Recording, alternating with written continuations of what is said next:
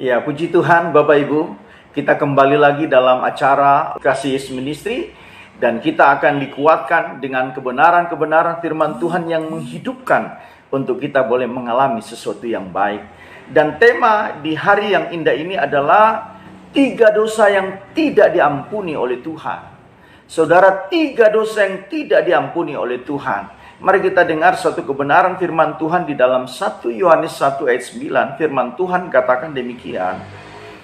Jika kita mengaku dosa kita, maka Ia adalah setia dan adil sehingga Ia akan mengampuni segala dosa kita dan menyucikan kita dari segala kejahatan. Nah, saudara, di sini Tuhan katakan bahwa jikalau kita mengaku salah dan dosa kita, maka Dia Allah yang setia mengampuni saudara dan saya. Tetapi di sini tema kita di hari ini ada 3 dosa yang tidak diampuni oleh Tuhan. Saudara, mengapa 3 dosa ini tidak diampuni oleh Tuhan? Mungkin saudara bertanya. Mari untuk itu kita lihat hal yang pertama adalah dosa yang tidak diakui. Yang pertama adalah dosa yang tidak diakui. Saudara, apabila kita melakukan suatu kesalahan dosa dan kita tidak mengakuinya kepada Tuhan, maka kita tidak akan mendapatkan pengampunan. Saudara, tadi dikatakan firman Tuhan, jikalau kamu mengaku salah dan dosamu, maka Dia Allah yang setia mengampuni saudara. Nah, kalau kita tidak mengaku dosa kita simpan rapat-rapat dosa kita, maka saudaraku, kita tidak mungkin mendapatkan pengampunan. Artinya di sini, dosa yang pertama yang tidak mendapatkan pengampunan adalah dosa yang tidak mau mengakui kesalahan itu. Dosa yang kedua, tapi sebelum itu kita lihat firman Tuhan bahwa di dalam Yakobus 5 ayat 16 firman Tuhan katakan, karena itu hendaklah kamu saling mengaku dosamu dan saling mendoakan supaya kamu sembuh. Doa orang benar dengan yakin didoakan sangat besar kuasanya. Nah, di sini dikatakan hendaklah kamu saling mengaku dosamu. Saling mengaku dosamu, saling mengakui dosamu di hadapan Tuhan. Bapak Ibu yang saya kasih dalam Tuhan, ada kalanya sekali lagi saya sampaikan bahwa dosa yang tidak diakui oleh Tuhan, saudara tidak mungkin mendapatkan pengampunan. Tapi kalau dosa itu diakui, dosa itu kita mengaku kepada Tuhan, Tuhan mau mengampuni. Jadi artinya, poin yang pertama ini dosa yang tidak diakui, ini dosa yang tidak diampuni oleh Tuhan. Tetapi kalau kita mau mengakuinya, Tuhan mengampuninya. Amin. Nah, poin yang kedua kita lihat di sini adalah dosa yang tidak mau mengampuni. Saudara, di dalam firman Tuhan dikatakan Matius 6 ayat 14 dan 15 dikatakan demikian. Karena jikalau kamu mengampuni orang, maka Bapamu di surga akan mengampuni kamu juga. Tetapi jikalau kamu tidak mengampuni kesalahan orang, maka Bapamu di surga tidak akan mengampuni kamu. Di sini sangat jelas sekali, dosa yang tidak diampuni oleh Tuhan adalah dosa yang tidak mau mengampuni. Saudara, sebagai hamba Tuhan, sesakit apapun, seluka apapun, sekalipun kamu diperlakukan tidak baik, dilecehkan atau di harga dirimu diperlakukan sungguh-sungguh sangat tidak manusiawi, saudara, kalau kau menyimpan kemarahan, kebencian dan sakit hati, kau tidak mau mengampuni, maka Allah tidak akan mengampuni kamu. Tetapi kalau kamu mau mengampuni kesalahan orang, maka Bapamu di surga akan mengampuni. Jadi poin yang kedua, dosa yang tidak diampuni adalah dosa yang tidak mau mengampuni. Tetapi kalau kita mau mengampuni, maka Tuhan pasti mengampuni saudara. Kita lihat lagi kebenaran firman Tuhan, saudaraku, di dalam Kolose 3 ayat 13 dikatakan demikian. Sabarlah kamu terhadap yang lain dan ampunilah seorang akan yang lain. Apabila seorang menaruh dendam terhadap yang lain, sama seperti Tuhan telah mengampuni kamu, kamu perbuat jugalah demikian. Nah, firman Tuhan katakan bahwa Tuhan telah mengampuni kamu, kamu perbuat juga demikian.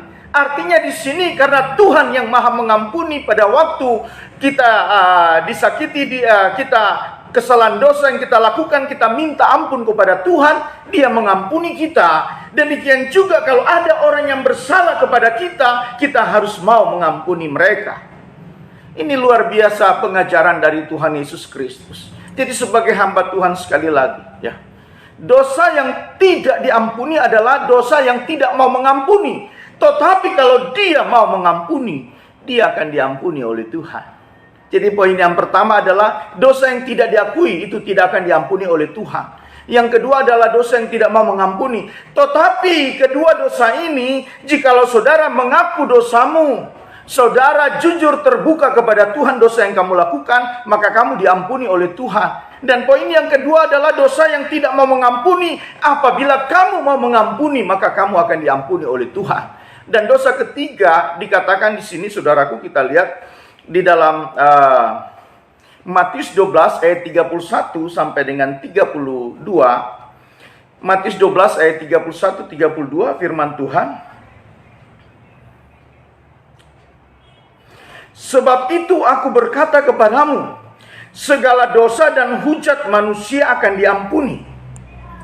Tetapi hujat terhadap Roh Kudus, perhatikan, hujat terhadap Roh Kudus tidak akan diampuni. Apabila seorang mengucapkan segala sesuatu menentang anak manusia, ia akan diampuni. Tetapi jika ia menentang Roh Kudus, saudara, firman Tuhan katakan bahwa ia tidak akan diampuni di dunia ini tidak, dan di dunia yang akan datang pun tidak. Saudara, seseorang yang menghujat Roh Kudus, Roh Allah ini, seseorang yang menentang Roh Kudus ini, maka dikatakan firman Tuhan, ia tidak akan diampuni di dunia ini tidak, dan di dunia yang akan datang. Nah, ini yang dosa kekal yang tidak akan diampuni oleh Tuhan, yaitu adalah penghujatan kepada Roh Kudus dan menentang kepada Roh Kudus. Nah, saudara, di dalam Alkitab ini Yesus Kristus, Dia mengusir roh-roh jahat dengan kuasa Allah. Tetapi dikatakan bahwa Dia mengusir setan dengan kuasa Beelzebul. Ini salah satu yang dikatakan bahwa penghujatan kepada Roh Kudus dan menentang Roh Kudus. Maka sebagai hamba Tuhan, saudara orang percaya yang menolak pekerjaan-pekerjaan Roh Kudus, atau mungkin saudara menentang pekerjaan Roh Kudus itu, atau saudara sudah masuk di dalam penghujatan kepada Roh Kudus itu, saya mau sampaikan, hati-hati. Ini adalah dosa kekal. Saudara tidak akan mendapatkan pengampunan. Dan puji Tuhan Bapak Ibu, ini 3 dosa yang saya sudah sampaikan. Yang pertama adalah dosa yang tidak diampuni oleh Tuhan adalah dosa yang tidak diakui. Yang kedua adalah dosa karena tidak mau mengampuni. Dan yang ketiga adalah dosa penghujatan kepada Roh Kudus dan menentang Roh Kudus. Ini adalah dosa kekal di dunia sekarang ini, dan bahkan dunia yang akan datang tidak akan diampuni. Tetapi poin yang kedua, dosa karena tidak mau mengakui, pada waktu dia mengakui kepada Tuhan, dia pasti diampuni oleh Tuhan.